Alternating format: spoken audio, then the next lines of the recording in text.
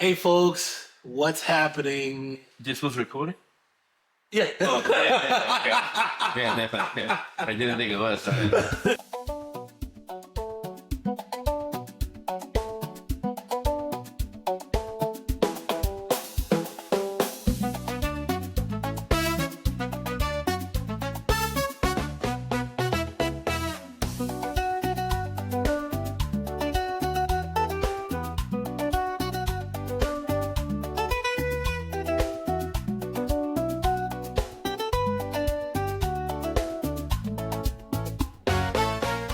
All right. Hey folks, welcome back to another episode of the RealJEPpodcast. I'm JP, I'm JP. and we're the Real JEP. Yes, sir. So as usual, this week we're kind of like doing another episode of us talking about real stuff, looking at things from our own perspective. I think like one conversation or one thing that I asked myself this week and that I talked to a few people is a lot of people you're seeing success right and left. Mm-hmm. You're seeing like people posting on social media, whether it is lavish car or they accomplish something. Mm-hmm. But when you kind of like take a look, is like you ask yourself sometimes, are you falling behind or are you not moving as fast as you should? But hey, Okay. that's what we're gonna have fun and talk about today. Exactly. But as usual, how you doing today, Jose? I'm tired. I'm exhausted. But what else is new? It's life. Yeah, You know, it's almost like what 4:30 on a Wednesday. So Hey, long day. I've been up since 6 o'clock in the morning. and you had a few cool things that you did today, right? Yeah, I mean, I'm in this leadership group with South Shore Bank, Yep. and they took us over to Plymouth County Jail. That was interesting. Tour, yeah, gave us a tour. We had an inmate, talk to us about their experience. Oh, wow. Yeah, and then we went to Massasoit afterwards. The Barnstable sheriff went there to talk, and then they had a couple other people that went to talk Okay. to us. Interesting. Yeah, I mean, I expected something totally different, but I mean, I was happy I went. Learn some Okay. things that I never thought about. People being in jail, incarcerated. Yeah, yeah. And the things that they're trying to do to kind of set them up for so much success after they get out. Huh. It's interesting. I mean, it's definitely interesting. Different perspective. Yeah, yeah, No, that's pretty cool. And of course, if I don't put this yeah. on mute, it never stops. Exactly. But hey, I mean, that's definitely interesting. Like that different perspective, having the opportunity to speak with someone who's sort of living, Yeah, to some extent, their freedom is Taken kind of like taken away, yeah, yeah. and they're still finding ways to kind of like prepare them so that when they come back into the community, try to be successful and be Yeah. productive. Yeah. Hey, but one thing, and I don't want to keep on talking because we can talk about this. One thing that hit me, and I don't know why it always hits me, right when we were walking out, we saw someone had a visit from their family. Wow. A guy, obviously, it's Yeah, in yeah, prison. And it was maybe his girlfriend or his wife Yep. and his young daughter. When I saw that, I'm like, wow. I'm like, you know what? Like, that's tough. It is. It was tough to see that. She had is. some pictures with some crayons and stuff like that, but seeing her daddy across the glass, I'm just glad that, I never gone through that, and I don't Yeah. ever want to go through that. No. I mean, I usually like to say like my favorite thing is like being able to get home Yeah, and kind of like seeing my daughter on top of the stairs screaming. exactly. That's like it's almost like I just did like this amazing thing, Yeah. and I'm getting a standing ovation. So Yeah. I don't know how I would trade that. No, in a couple of years, if you have a pet, it'll be the dog. I know. As they get teenagers, it's kind of like, wow. Yeah. Yeah, but at least that's what they say. I'm hoping it doesn't, but I'm like you. I mean, it happens everywhere. Yeah, if we did it to our parents, I'm pretty sure Exactly. they do it back to us. So. Hey, no, pretty cool. But hey, as we're talking about success, I'm looking at And I think now more than before, especially with social media giving us access to so many people and so many content, people kind of like showing up how successful they are. And I think like a couple episodes back, we talked about how like some of the show is a little bit pumped up more than it really is. So it kind of like make a lot of time people when they're looking at these reels, these videos, seeing like, hey, this person is doing X, Y, and Z. They just bought this car, they just bought that house, they just kind of like achieve this or that. And a lot of people still feel like, okay, they're failing or they're falling behind. Like they're not like one example, I forgot who I was talking to, is this guy's looking this guy who's graduating med school. And then it's almost as if he feels like, okay, I'm graduating, but most of my peers, like friends that I went to high school with, they haven't, like they bought a house, they're married, they have kids, they're doing X, Y, and Z, and I haven't even done anything yet. But my thing, like, this person is actually, I said it wrong. They're not graduating med school. They already graduated. They're finishing their residency. Or specialty, I think. I don't remember exactly what it was. But it's kind of like you're accomplishing something that takes almost a decade to do. So you've accomplished a lot, but yet you're comparing to what others are doing, what others already did that didn't go that same route that you did. So it's funny you say that because I was having a conversation with my wife this morning on my way to this event.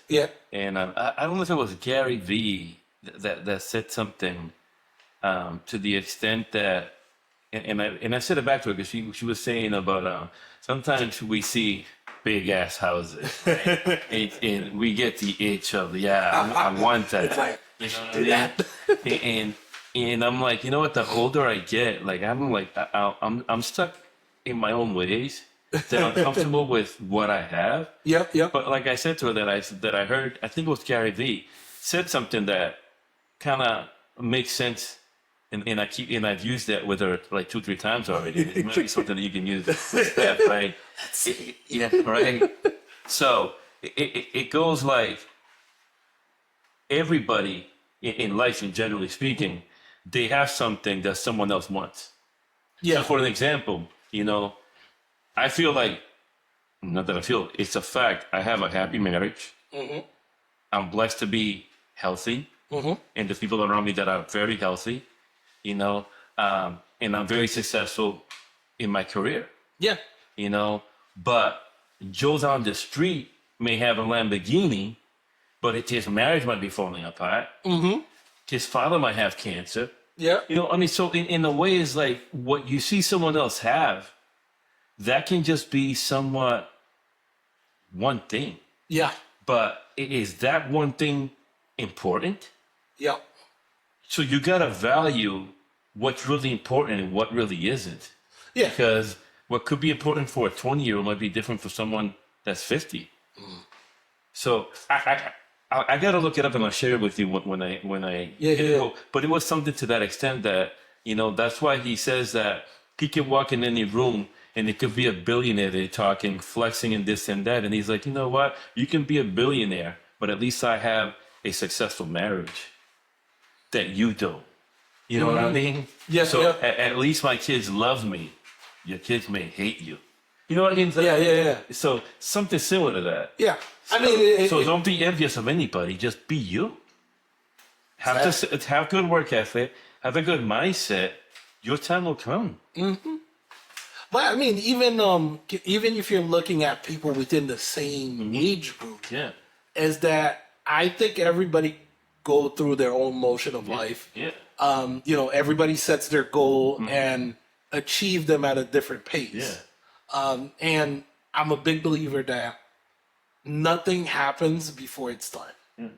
So, a lot, like you said, like you might see that person being ultra successful to you, Yeah. but there is a cost to that success. And I mean, it might be that success might be valuable for that person because that's what they're looking for. But are you looking to pay that price to get there? Because at the end of the day, it's all about the journey. No, true. If you don't like the journey, then why are you even doing it? And sometimes, I mean, again, it's in the internet. There's a lot of fakeness. You can be whoever you want to be. Yeah, You know what I mean? So you can rent a car and say, "Yeah, I have a Lamborghini." No, you don't. You have it for the day. It's not Yeah. really yours. You know what I mean? But sometimes for people that are really successful, it comes at a price. yeah. You know what I mean? You may work so much that you forget what you have at home. Oh yeah, that's That happens. You know what I mean? It could. I mean, you can work so much that it affects your health. yeah, You know, or I mean, sometimes in the internet, you can basically be this top producer, but you're a top producer on YouTube. In real life, you're basically a normal agent. yeah. So I mean, you got to differentiate what's real and what's not. What's real, what's not, what you're looking to do, and I mean, I think it's that whole thing. Like, I see it a lot nowadays, like comparing to Yeah, okay, I'm looking at what so and so is doing, and I'm Yeah. comparing what I'm doing. How do I match up to yeah, that? yeah, And oftentimes you lose sight of what you're doing and what you actually achieve too. Actually, for interesting story, I think I told part of it before. It's when I graduated from college. yeah, I, of course, like everybody, wanted a big boy job. Yeah. Kind of like make money and start living. yeah, yeah, So yeah, of course, I got a decent job out of college and everything, but I kind of like have this thing that I used to do, which I think I need to go back and do. yeah, I used to write like a 5-year goal with bullet points of things that I want to achieve within 5 years. yeah, What the goal is like, once I check off everything, that I yeah, plan again, or maybe a year, 3 year, 4, look at what I've done and plan again for the Yeah. next Yeah. 5 years. yeah, So some of the things that I wrote at that time was I wanted to be my own boss. yeah, I wanted to control my time more. Because when I started working, I noticed that, yes, it's 9 to 5, but I was working like, 9 to 12. yeah. Midnight. Yep. Yeah. So, Yeah, you know, and then I was like, okay, yeah, I wanted to buy another house because we had bought a house with my mother. yeah, yeah, Well, I call it the family home, so Yeah, my yeah. mother and my siblings. yeah, So I wanted to buy something else for me, my wife, Yeah. and now I have kids. yeah, And then I wanted to buy investment properties. yeah, These were kind of like things that Yeah. I wrote off. So right at like I worked my butt off. Like eventually Yeah. I quit my 9 to 5, got into Yeah. real estate, and at the beginning I was working 12 to 16-hour days. Just to make sure that I soak up everything I could yeah, and that I put my best foot forward, did Yeah. as much as I could do. And in the process of kind of like doing that, I was knocking down some of these goals and I didn't even notice it. that's good. Because I quit my 9 to 5 right on 5 years Yeah, and started working on checking off like being my own boss. yeah, So by year 5, I did that. yeah, Then I think like a couple years after, yeah, I bought my first investment property. good. But I mean, going through that motion and working like so crazy, I sort of like ended up with blinders on, Yeah, and I never really checked to see, hey, Yeah. they're actually doing these. Yeah. And I know like at some point I kind of felt like I'm falling behind. I'm not doing what I was supposed to do. I'm like, I was looking like, okay, I'm getting older. I needed to be further further in at this age than where I'm at now. Yeah, And then I think it was a conversation with my brother or someone else. yeah, And then, which kind of like took me back. And I'm like, wait a minute. I walked into my room and I looked at the list. I'm like, yeah, I've done everything. yeah, So I'm not actually behind. I actually have achieved, yeah, I think I had everything checked, but probably one or two.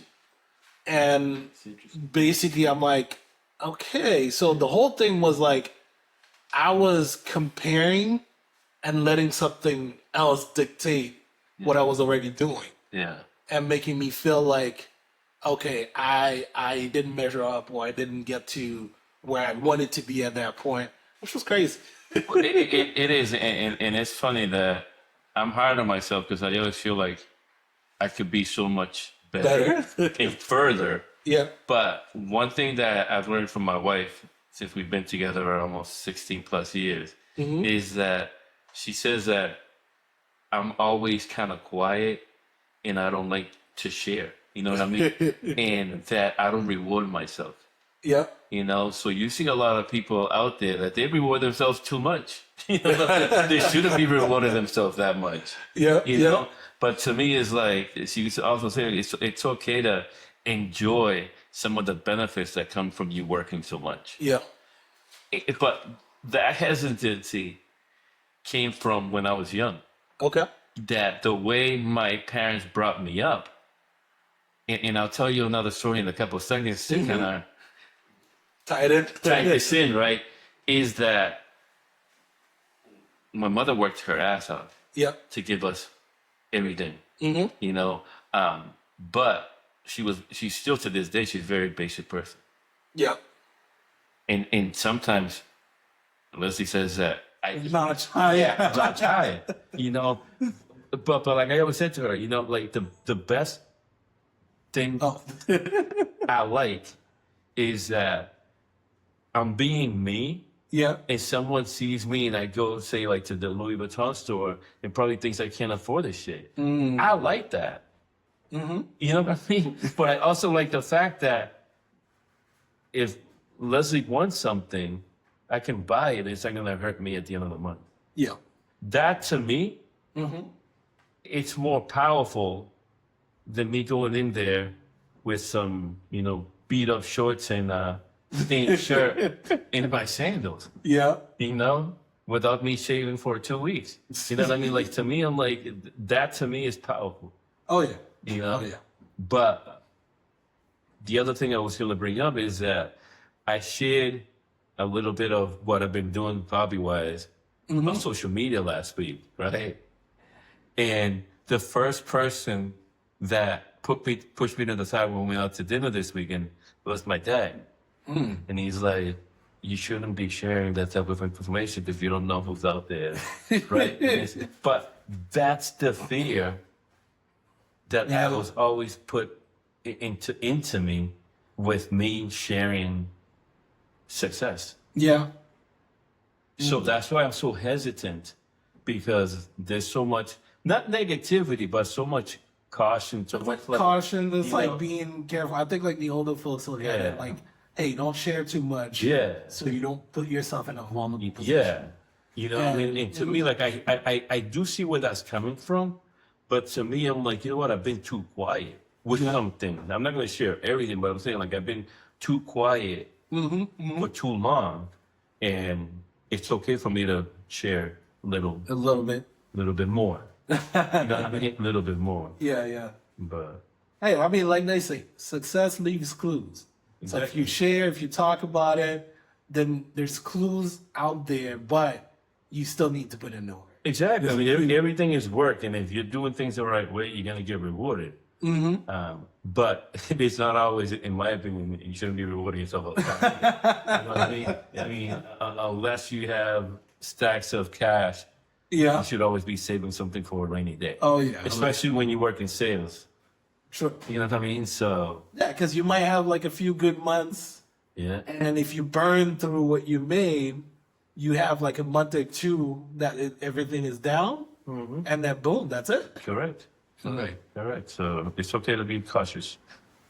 Cautious is good. Yeah. Yes, as we said, cautious is good. Yeah. But I mean, when we're looking at success in general, Yeah. what do you think that people don't see that's behind success when we talk about success? The hard work, Yeah. the stress, the sometimes when your mind is at night is just going in circles because you're trying to make something work. Yeah. That maybe it's not gonna work, but you're always trying to find a way to make it work. And sometimes the sacrifices you make with it. I mean, let's just be frank here. Like when you're busting your butt doing this type of job, I mean, sometimes you just can't be present like you want to be at home all the time. Even though I made better efforts the last 6-7 years, I still feel like I could do better. Yeah. Or more of it. I mean, there's always room for improvement. Yeah. But if you think about it, like you said, kind of like if you're looking at the home life, it's a lot of times to be successful in sales or as an agent, Yeah. you kind of like trade a lot of time with your family, time with your kid. Because sometimes, like, let's say, which happened a few times, I'm about to take my daughter out. I get a call, hey, Yeah. I saw 123 Main Street at the bar camp, and it looks like they're only showing it today Yeah. at 1. Can you be there? Yeah. I'm like, okay, now the choice becomes, okay, do I just let them go on their own? And I can even have a conversation how to guide them with that purchase, Yeah. and go out kind of like with my daughter as I plan, or either I drag my daughter Yeah. with me, or It's something we kind of like cancel everything and say, hey, I'm sorry, you can't go. Yeah. We got to work. So, it's a lot of that sacrifice, a lot of kind of like choosing between being there in a specific moment or crushing it to make sure you feed your family. Yeah. No, those are the things that people think they think it's easy. And for whatever easy deal you have like 5 or 6 that are just still not, stretch you the fuck out. Oh, yeah. No, that's true. It's kind of, it makes up for it. So, I mean, this business is not easy. It looks easy, but it definitely isn't. And you get paid, you get what you pay for. True. So, It's like interesting when we're talking about like deals that stress you out. I had this deal that closed, but while it was a train wreck. yeah. I had this client who was selling a property in JP Yeah. and then buying another house. So, which usually is somewhat of an easy transaction, or somewhat, as long as nothing goes belly up. But you have a contingency sale in the offer, and basically you just work to have things go in tandem. Yeah. But what I didn't know about that client is that he didn't have the escrow deposit. Well, So we're looking at properties, we're making offers, and I had found them this nice single family in a desirable area in Stoughton, I believe. No, Randolph. And he was like, okay, yeah, that's the house for me. I love it. It has everything. I'm like, great. Yeah. That was like me working him for 3 years wow. with a lot of, at least half the year just chasing him. Yeah. So when we finally got to put an offer put in, negotiated, was proud of myself, got accepted. Yeah. Then comes time to make the deposit. Yeah. Typically, you make the deposit within 24 hours of the offer being accepted. It took 5 days What? to get that initial offer deposit in. Yeah. Then we go to inspection. He does the inspection. With every house, they're always going to find something. Yeah. So inspection goes well. And we walk out. He's like, I don't think I'm buying that house. I'm like, what do you mean? What's wrong? Yeah. He's like, yeah, I don't think we're going to go for the house. So here I am now trying to be creative Yeah. on how to negotiate and get that deposit back. Okay. Because I know if that deposit is lost, even though he backed out, I'm to look. Yeah. Manage it again. Happy, proud of myself. Got the deposit back. We found a second property, which is a condo this time, but a townhouse. Yeah. Put the offer in, but the first deposit. This one I was a bit surprised because he didn't go to see the house. Yeah. I saw it I recorded it, sent it to him. He's like, okay, I trust you. Put the offer in. Offer gets accepted. It was easier. Got the first deposit in. We made the second deposit almost 2.5 weeks before. Damn. You're lucky that they settled with flexible. Yeah. But I mean, it took some work. It took some conversation. With the agent on the other side. He was amazing, by the way. A lot of conversation to kind of like say, hey, it's a serious client. We just have to figure out a few things to get it there. So we worked it out. Like I ended up driving him to the bank. I became a chauffeur. We went to like, I think 2 or 3 banks to kind of like get the money together. And I even worked and negotiated with the agent that was selling his house in JP to see if the buyer for that house would allow the deposit to be used in this transaction. I went, listen, I got creative on how, but goes back again. I didn't know if he didn't have the money. But long story short, we closed that transaction, which every time I close a transaction, I call that a success. But the calls, the sweat, the stress, the following up, the like, oh my God, what am I going to tell the listing agent? That's what it took for that transaction to be successful. Like, I know other people that I talked to, they're like, well, I would have walked away from that deal with that client after the first deal he walked away. I mean, I'm like, well. I mean, it's the stories that we all have of good transactions and bad transactions. And I mean, I just worked with an out-of-state seller selling his Walpole property, and he had permits open from 10 years ago. So going back and being out of state, and it was up to me to get the plumbing sign off, the electrical sign off, and the building sign off. And that was a shit show for about 3-4 weeks. Wow. You know, but again, I promised full service when you hire me, and that came through. You know what? At least they appreciated it. And they even sent Leslie and I a nice gift card to Del Frisco's. Oh, nice. You know, so I mean, it's nice when a client knows that you went above and beyond, because it's not really often that I have a client give me besides the commission. It's not really giving me. I'm embracing it. You can earn it, but to get me a gift, a closing gift. So no, it's funny. See, I have the complete opposite story where I went above and beyond, and then at the end of the day, when it closed, it was more like a fake cut ties. Literally, like I usually send that, congratulations email, or we kind of like talk or stay in touch. But this one, I was like, nope, I'm done. I'm cutting ties. That one was I think it took 6 months to close that property that was being sold, and then found out that the city had issued violations against the property, which was a triple decker. And keeping in mind that 2 of the tenants were not paying.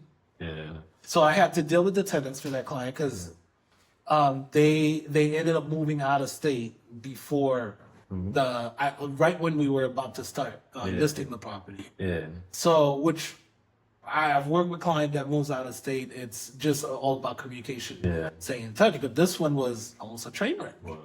Because the minute that we went on your agreement, they were like, nope, we can't close on the day because we see that there is a list of violation and there's a lien on the house from the city. So you can't close until that lien is taken care of. Keep in mind, my client is out of state. And I find contractors and everything. We looked at the list. We start knocking things down. And as we got through a lot of them, I ended up having to go to court to represent that client because they're out of state. So they came for one of the court dates, but the second and third one they couldn't make it. So I ended up going just so that there wouldn't be nobody there except the attorney for them. So went there, spoke my first time in court, my first time in front of a judge. Yeah. So I go through the deal after 6 months. I mean, there's some other shit that went on too, but we'll skip through that. Yeah. I dealt through that stress because I think at some point the buyers got my number and started calling me too. Keep in mind, I'm on the listing side. Yeah. So I'm updating the buyers. I'm updating the buyer's agent. Yeah. I'm updating the seller. I'm following up with the seller's attorney. And I'm following up with the seller's attorney for the violation with the city. And you got one commission. One commission, Yeah. but at some point, I don't know what happened, but the seller thought that I was making shit up. Yeah. So they accused me, Yeah. and I ended up having to show receipt Yeah. of everything that I paid to say, hey, and my wife is going to kill me when she hears this. I used my own money to pay some of the stuff Wow. just to make sure that the deal went through because I had a couple deals that closed. So I'm like, okay, I can spare some of it, although it ended up taking longer than I expected. But I think I ended up with almost 13 grand on the line. Damn. That's crazy. Not my commission, but just money things that I paid to get things moving Yeah. to help that client. Yeah. And when we ended up closing, I mean, by then the buyers got really familiar with me. They were happy, but the seller was mad. And I'm like, what? I'm preaching to people, man. Hey. Yeah. But again, like when I look at every closing as a success, Yeah. that cost me a lot. Because it was like You basically work for zero. pretty much Yeah. because that property was, I think, about 40 minutes to an hour with traffic from my house. And I was heading there like 2-3 times a week. And sometimes it would be 10 o'clock when I'm leaving to come back home. But hey, All for a deal, see? for a deal. Sacrifice. You know, Yeah. sacrifice. Yeah. But hey, I mean, we can share more stories. Oh, yeah. You probably have a lot more than I do. I mean, I'll just share one quick. I had an agent, and I posted this a couple of days ago from the North Shore. She didn't want to drive to Brockton. Oh, yeah. I saw that story. Yeah. So she reaches out to me because she needed an agent, saw my Google reviews, blah, blah, blah. But then she wanted me to give a 50% referral fee on the deal. I'm like, what the hell are you smoking? I'm like, that's not going to happen. Yeah. You know? But according to her, she says that in the North Shore, which some of the prices over there are a little bit higher than there, that she's charging 3% on her listings. I think that's baloney. You know what I mean? I don't think she sells lunch at all. But yeah, 50% commission. I said, I can't do that. 20, 25. I mean, maybe 30, depending on the listing price. But then she said something that was going to be like right on $350,000. $350,000? Listing. I'm like, please. You know what I mean? I'm like, I don't need it that bad. That's like that kind of like a glorified rental if I'm going to do it 50%. Yeah. I got 50% of my commission. No, that's tough. I mean, usually I do somewhere between 30 and 35%. I go up to 35. I'm okay with that. And I sort of do the same thing. Like you send something to me, I give you 35. I send something to you, you give me 35. Make it fair. Yeah. But 50% that's a bit. See, the thing is that the way, the market is, Yeah.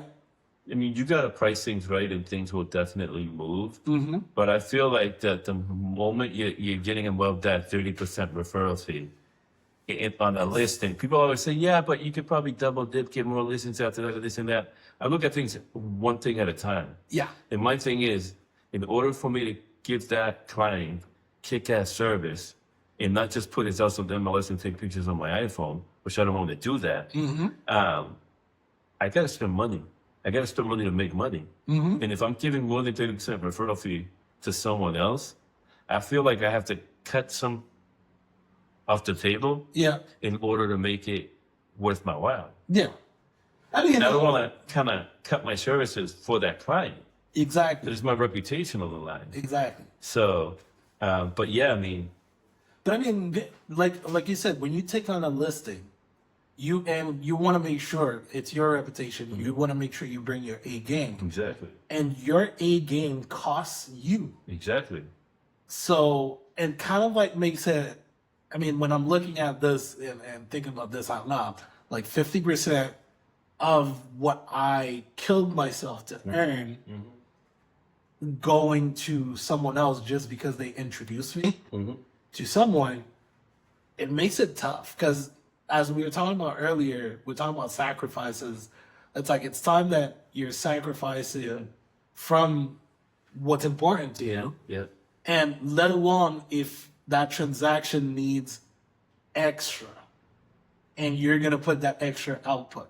So let's keep it real. Let's keep it real. Let's keep it real. Right? So let's run the numbers for someone that always thinks that us agents are always making this killing. Let's do a math, and let's use that example of that lady that wanted me to give a 50% commission. So when I have a listing, I always do my best to get 2.5%. Yeah. And with that, I give them videos, professional pictures. I usually invest a good amount of money marketing that property. Yeah. Okay. So let's just say $400,000 listing, 2.5%. What commission is that? 10 grand. Yeah, 10 grand. 10 grand. Okay. This lady wanted me to give her half. Okay. You give her half, that's $5,000 left. Okay. Doesn't count the marketing money that I'm using. Doesn't count the pictures and the videos that I'm spending my money on. It doesn't count when I get that commission check, what I'm paying Uncle Sam. Okay? So right off the bat, you can probably take 25% off that. Exactly. So because the marketing is going to cost you what, somewhere close to $1,200 or even more. $1,500 or more. Yeah. You know? So that means we're now talking about what, $3,500. Exactly. And that's if everything goes smooth and fast. Exactly. Okay. So let's say that happens. Okay. And it takes me 30 days to get a good offer, or say the property goes within 60 days. Okay. So in theory, I made $3,500 without paying Uncle Sam. Paying Uncle Sam, okay? For 2 months of work. Okay? Or if you want to be technical, maybe it took me 45 hours to get that deal done hourly wise from start to finish. I think there's a lot of people making more than $2,500 take home working the same amount of hours, right? So it's not that, you can say it's not all bells and whistles out there. Yeah. You're making a kick-ass commission on every deal, especially if you got to give a big chunk to that referral agent. Some might say, yeah, but you may get another listing of it and this and that. I'm only looking at property one. Okay, I'm only looking at property one. Because when you get the another listing from it, that's work you have to do again. Exactly. Yeah. To sell that listing. Yeah. Or even if something else generates, it's not like it generates and you do no work. Yeah. You still gotta work to kind of like produce and bring that kick-ass service to the client. So in that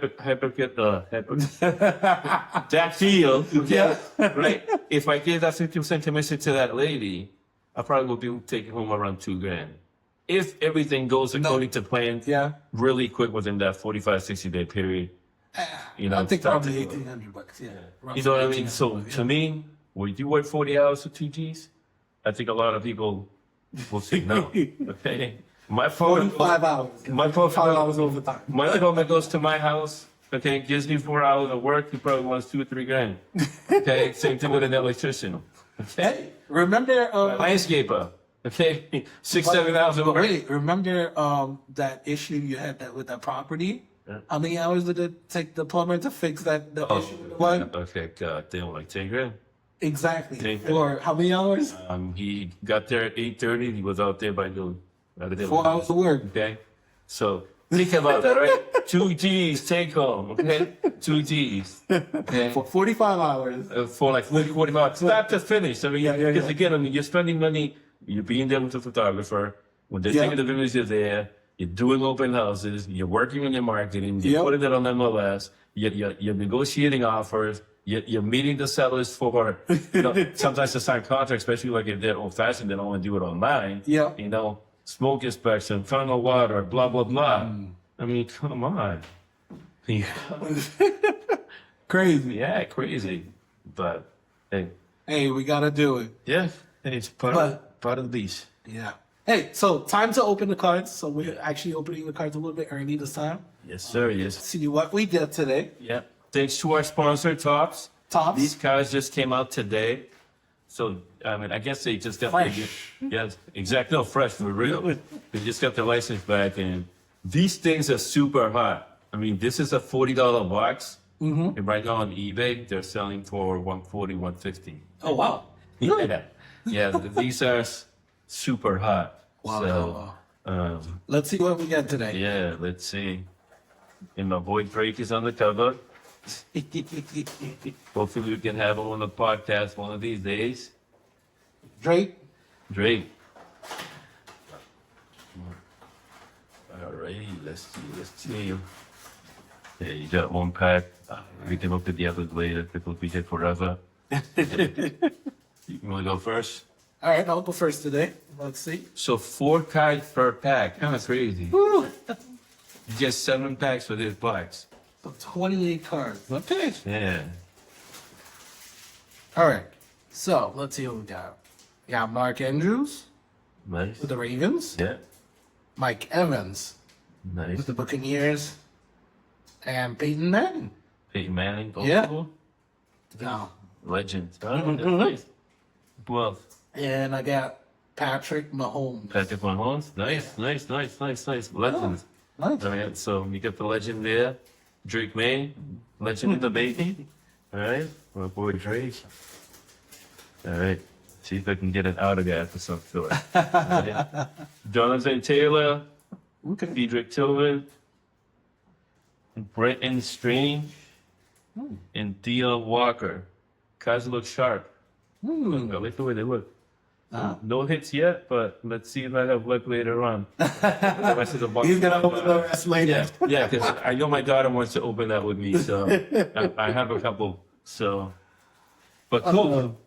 But hey, so as we're kind of like wrapping this up, any kind of like last knowledge drop you want to add about success? I go back to, I'm thinking it was Gary Vee, so I'm hoping it is Gary Vee, because hopefully I'm not making something up though, but stick to your lane. I mean, be grateful for what you have and know that there's always something that someone that you think is better than you, more successful than you. There is 1 or 2 things that they wish that they had that you have. Okay? So looks to be deceiving. Very much so. Very much so. I mean, I think, success does take a lot of work. And if you set goals for yourself, trust your process. And really, the only person that you're competing against or the person you're comparing yourself to should be the person in the mirror. Yeah, exactly. Because if you trust your process, you keep going at it. It's like, and you're comparing yourself to your previous self. I think you can't fail. And, things will happen along the way, but you don't want to be in a situation where you're comparing yourself to someone's edited version of your success. Exactly. And I say your success because it's really what they portray as success, what they edit and show as being successful. But hey, trust your process, work hard, and you'll get there. And one other thing I'll just say is that a couple of years ago, I just said, and I think I said this before, I'm going to be less focused on what my competitors and my competition is doing. I'm just going to stick to what I'm basically doing. Yeah. So when I close a deal, if they close another deal, cool. You know what I mean? I mean, tip your hat. But yeah, I mean, I just focus on myself and do my best to kick ass every day. Exactly. And as long as I know that I'm doing that and the results are there at the end of the month, I'll just check close in my mind. And that's all that I basically need. You know, if my wife is happy, my daughter is happy, and I know that I'm doing everything possible to make that happen. That means you're good. Exactly. I'm successful. Hey, You know? but hey, if this topic resonated with you, if you like what we talked about, or if you have your own opinion about success, make sure you send us a message, DM, or reach out to us. Share your story. Maybe we might read it live. Exactly. One day. That's it. But hey, ciao.